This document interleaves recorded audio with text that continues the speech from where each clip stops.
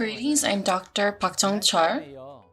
Going to talk about when to place the implant after extraction and look at various cases. As you experience more, you gain more trust among your patients. Let's begin.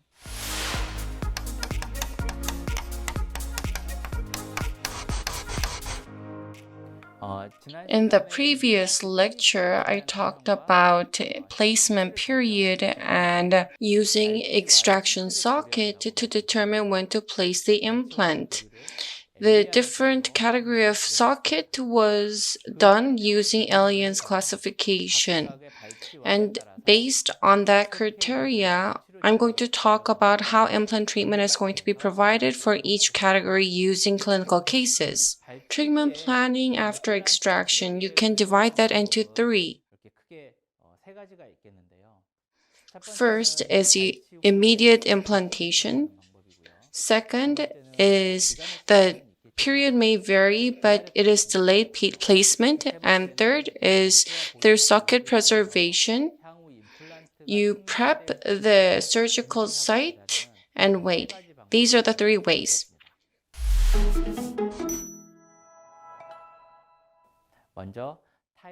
Type 1. There is no bone resorption and no soft tissue resorption, and lesion is only in the apical area. Therefore, in type 1, so all three options are good. Let's look at immediate implantation case.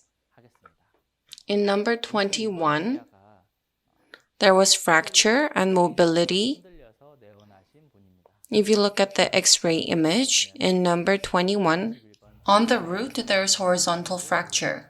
This is a type 1 immediate implantation case. Based on my experience, more than other options, immediate implantation leads to best results.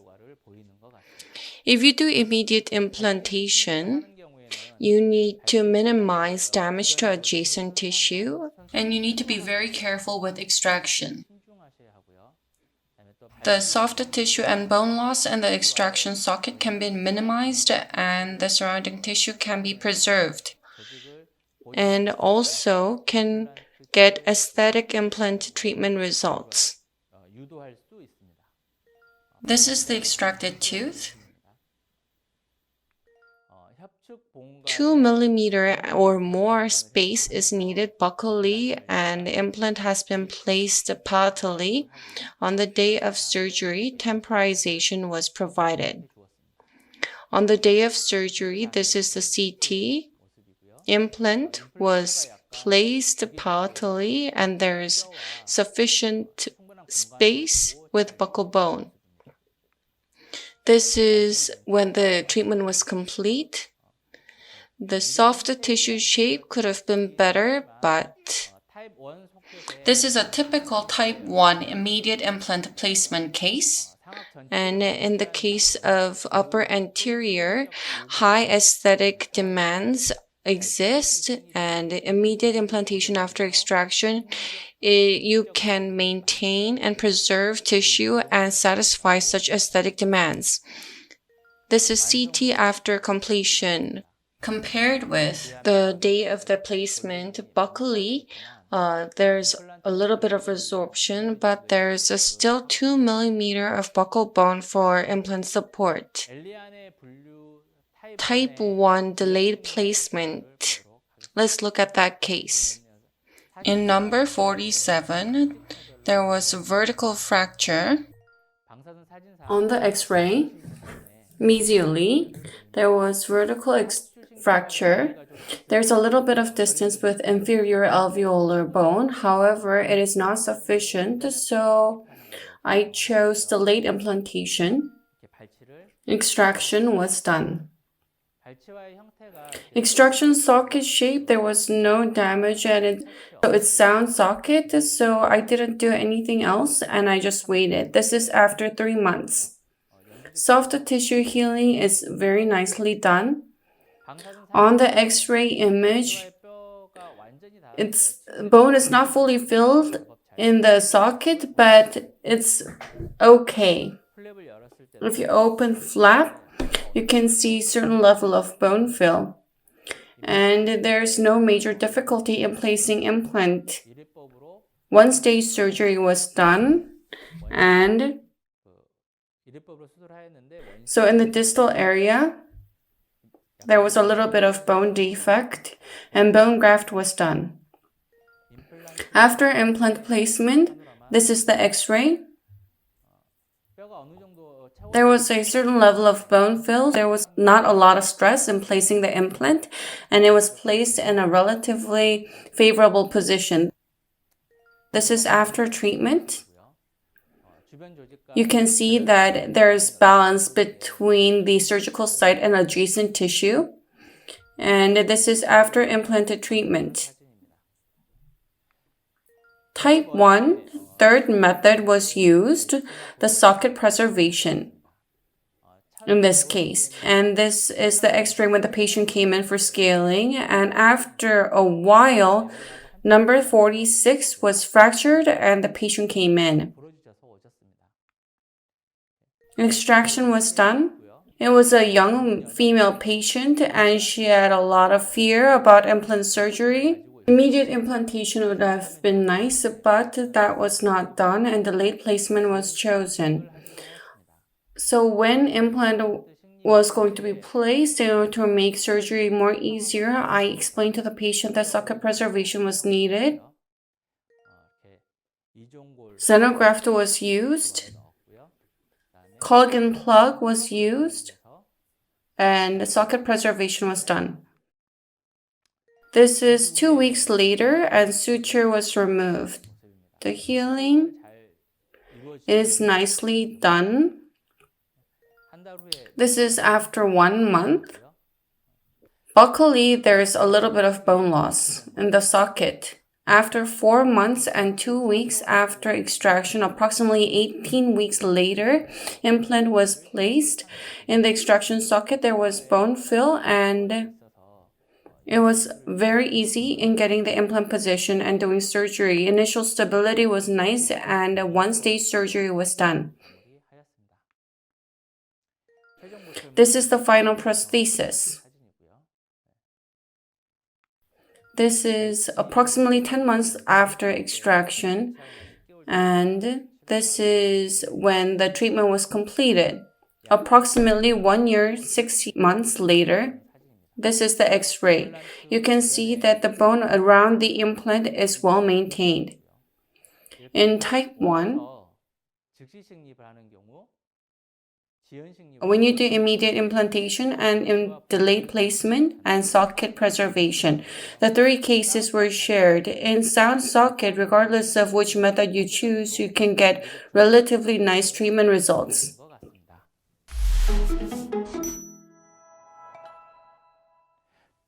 Bone resorption level may differ depending on the case, but if there's just a bone loss and no atrophy of the soft tissue, and this is frequently observed in diseased socket. In the case of type 2, immediate implantation, delayed implantation, and socket preservation can be done.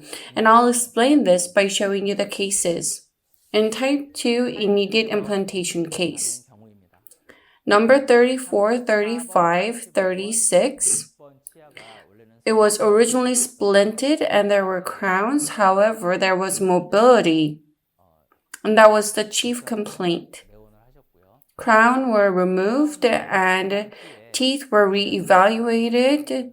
There were mobility in the teeth and extraction was planned. After crown was removed, this is the patient mouth. There's not a lot of soft tissue resorption. This is after extraction.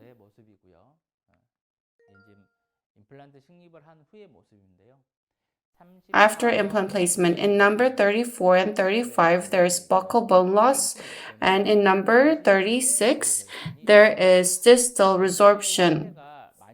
The socket shape was rather sound and there was no soft tissue atrophy, so it was not an easy immediate implantation case, but there were no major obstacles.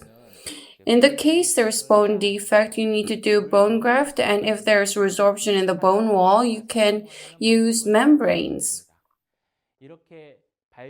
When you do immediate implantation and connect the healing abutment, you can use the membrane and do bone graft. In those cases, you call this a transmucosal GBR.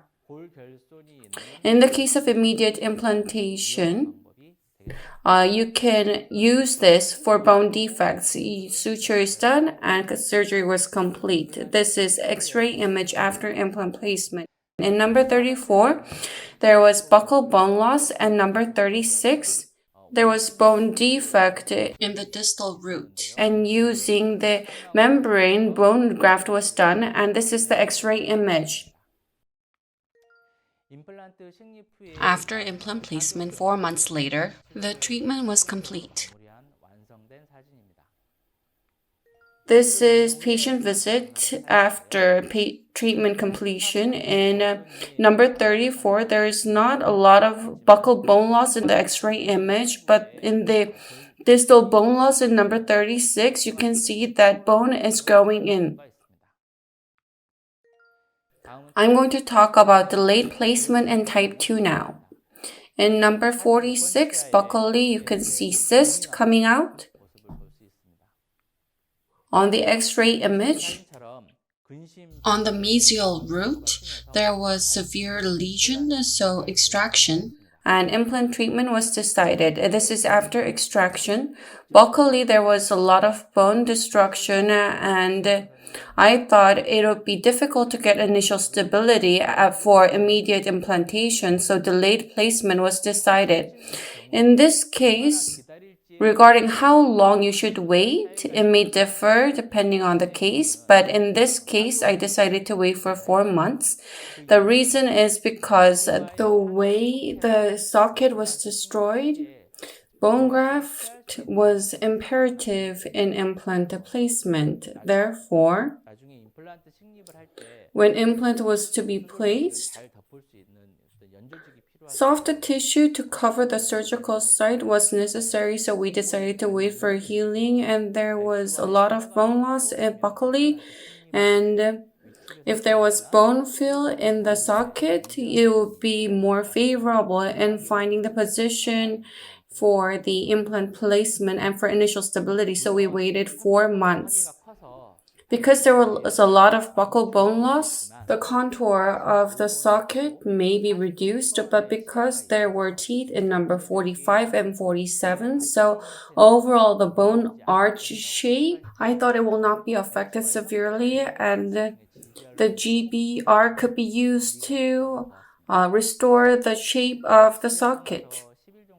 And this is after 10 days after extraction. 4 months later, implant was placed.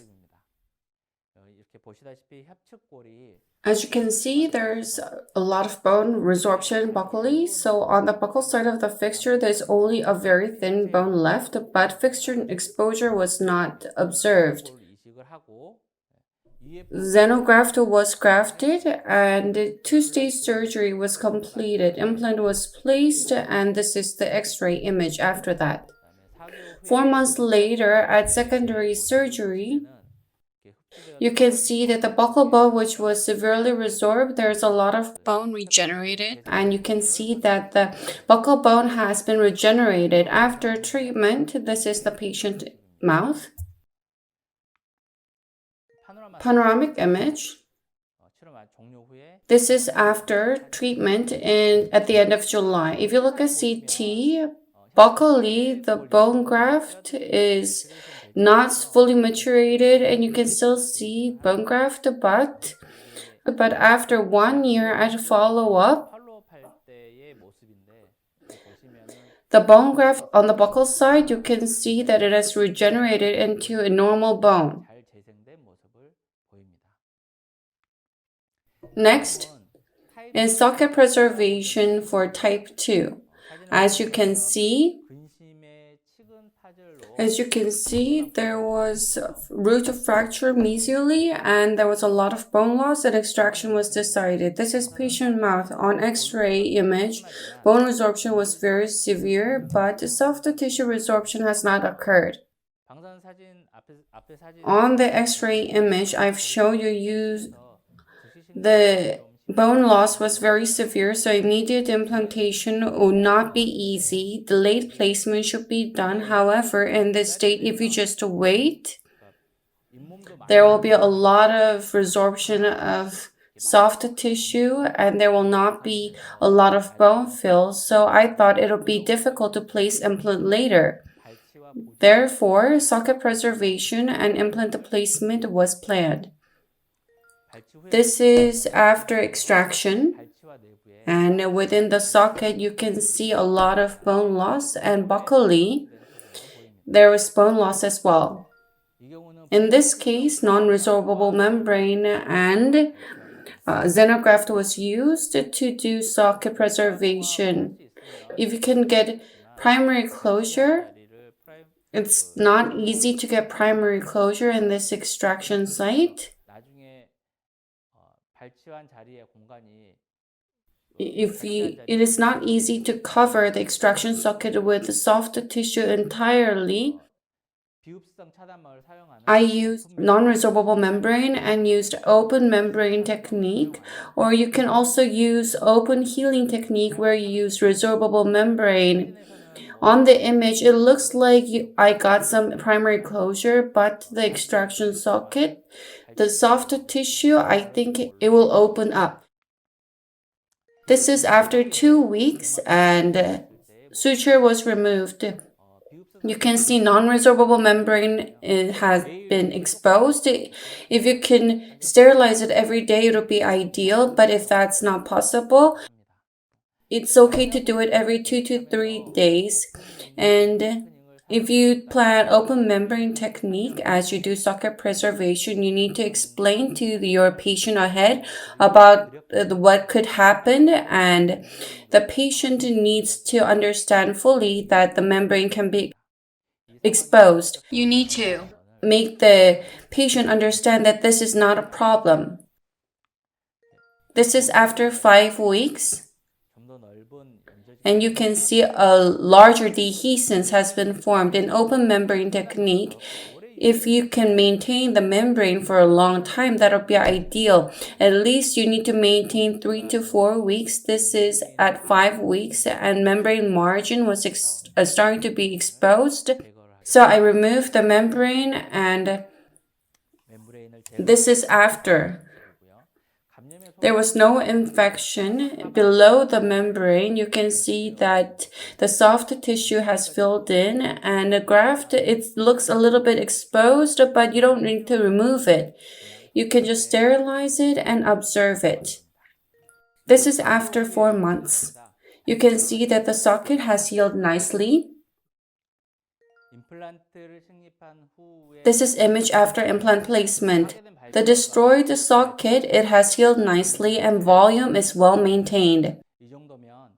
You would be able to place your implant easily. However, the bone in the socket looks like woven bone. So you should do under drilling and do drilling as you do an autogenous bone to get initial stability and place the implant. Initial stability was approximately 30 Newton centimeters, so 1-stage surgery was done. If you look at the X-ray image, the socket, which was severely resorbed, the bone has regenerated well and the implant was appropriately placed. 3 months after implant placement and 7 months after socket preservation, treatment was completed. Soft tissue volume has not been reduced significantly. There's appropriate balance with adjacent tissue. This is X-ray image after completion. This is a CT at the time of socket preservation. There's a lot of bone deficiency. This is after 7 months when treatment was completed, CT image. The graft, which was filled the defect, you can see ossification being progressed. This is 15 months later. You can still see ossification. However, the bone regeneration is rather stable now. At the time of extraction, there was a lot of bone destruction. However, with socket preservation and if you do site preparation appropriately, you can do implant treatment in a very stable manner.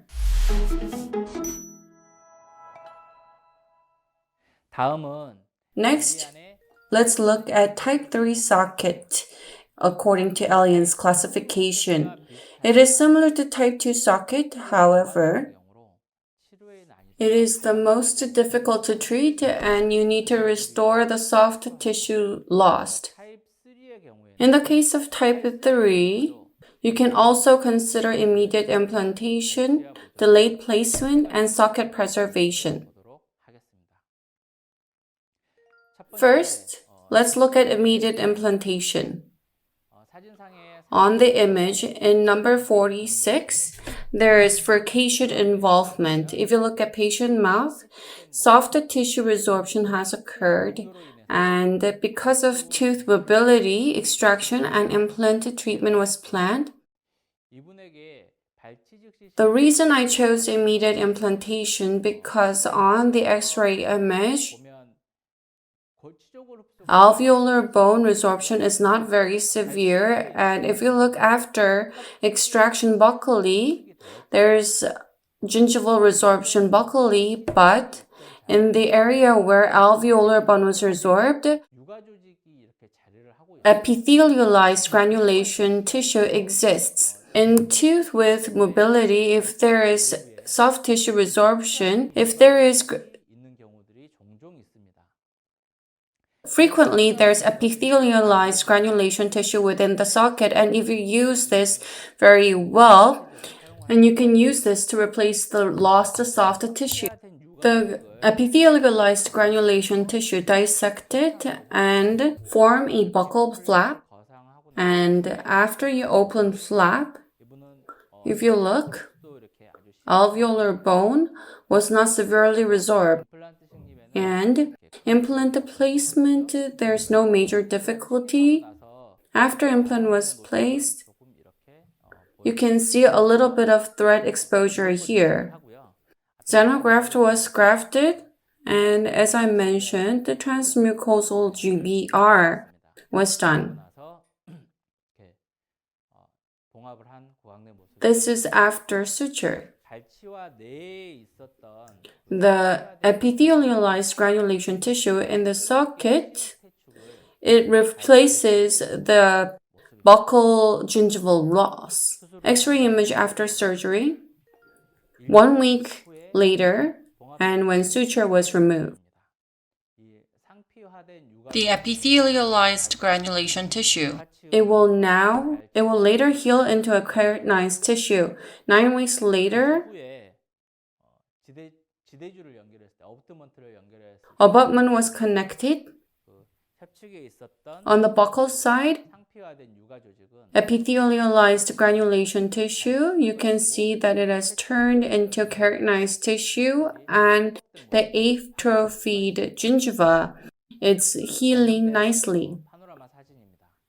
This is the panoramic image. In the patient mouth, you saw the balance with the adjacent alveolar bone was nicely managed. In type 3 socket, if you do immediate implantation, it's not easy to do this. However, if you choose the appropriate case, this is not impossible. Next, I'm going to talk about the delayed placement in type 3 socket. In number 46, there's furcation involvement. If you look at patient mouth, buccal gingiva is resorbed. After extraction, within the socket, more so than the radiographic image, there's a lot of bone loss and soft tissue loss buccally is observed. In order to do implant treatment for this patient, I explained that bone graft was necessary and the patient felt stressed and the patient could not make a decision. We did extraction and we waited and decided to take our time in making a decision. After extraction, this is 1 week later, and already buccally, the volume is much reduced. 1 month later, buccal volume is resorbed a lot, and when there's bone loss as well as gingival resorption, the socket size becomes reduced very quickly. After 3 months, the patient decided on an implant treatment and implant surgery was decided. Buccally, there is bone loss. However, in the socket, you can see a bit of bone fill. Implant was placed, and on the buccal side, dehiscence defect is observed. Transmucosal GBR was done and bone graft was done. There's dehiscence buccally, however, in number 45 and 47, alveolar bone is well maintained and the contour of buccal bone will be able to be restored. This is after suture and after abutment connection. Alveolar bone has healed and buccally, in the area where there was gingival resorption, you can see that it has been restored. This is after 4 months prosthesis delivery. The soft tissue volume which was lost has been restored a lot.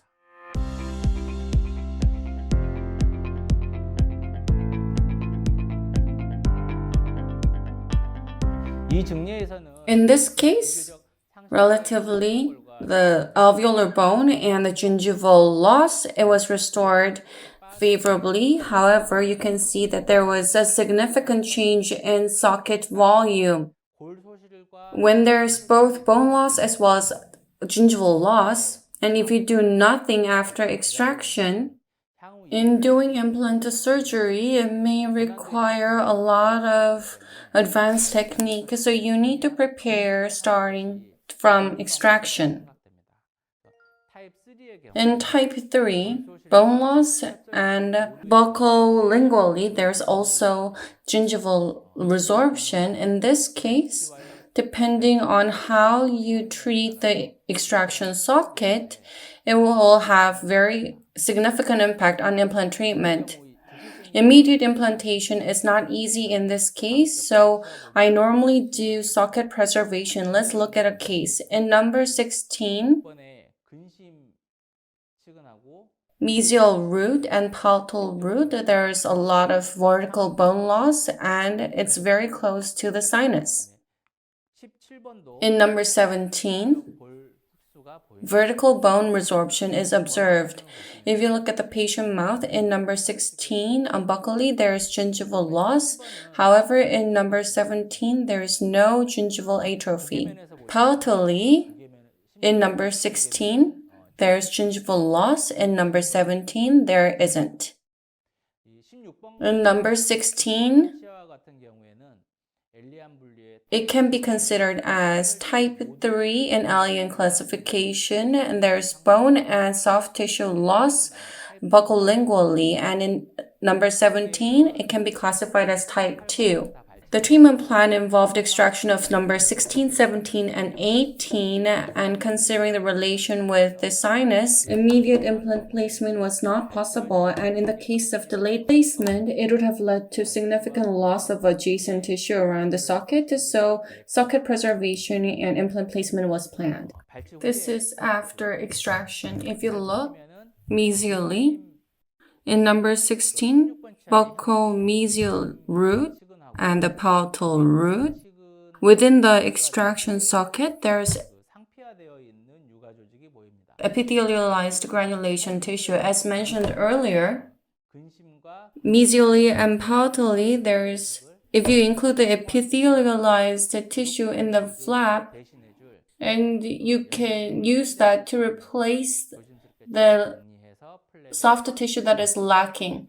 Dissect it and use it. In this patient, there's septal bone, and you can assume that there will be very nice bone regeneration. Xenograft and resorbable membrane was used, and socket preservation was done. Suture was done. When you do suture, you should use various matrix suture for flap approximation. That'll be favorable. This is the day after surgery. And the blood clots that has been formed, if you maintain it well, soft tissue healing will be done nicely. This is after 2 weeks when suture was removed. You can see nice soft tissue healing.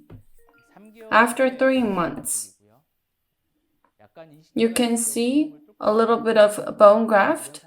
However, this is not an issue, and just remove the particles using forceps.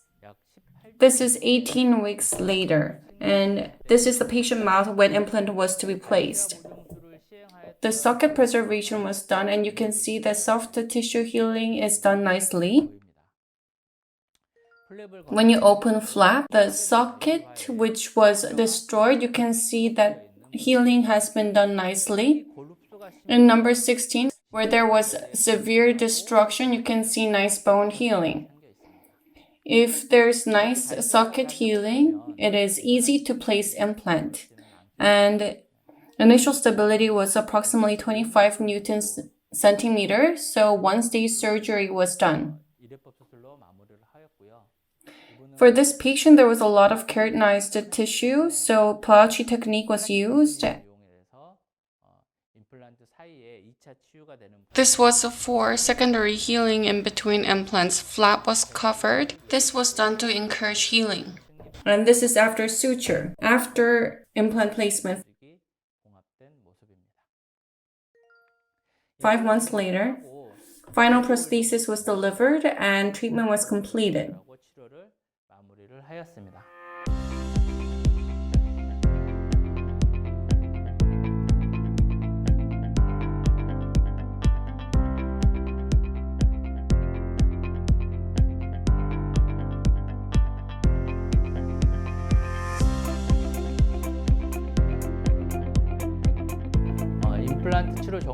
After implanted treatment, 6 months later, this is panoramic image at follow-up.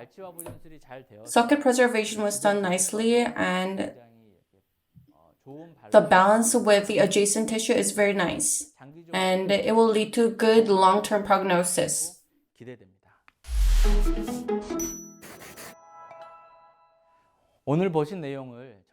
Let's summarize.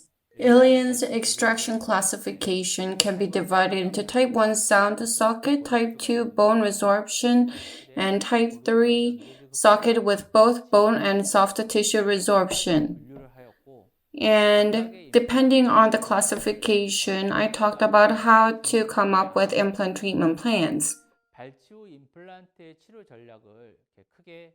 Implant treatment after extractions, the strategy can be divided into largely 3.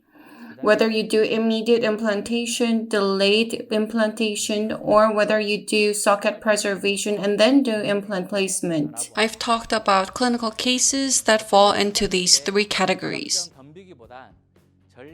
You need to be fully prepared when you are about to do something. This is the same for implant placement as well. I talked about the implant placement period and strategy, and I've shown you multiple cases, and I hope this helps in you getting good, successful implant placement. Thank you. 고맙습니다.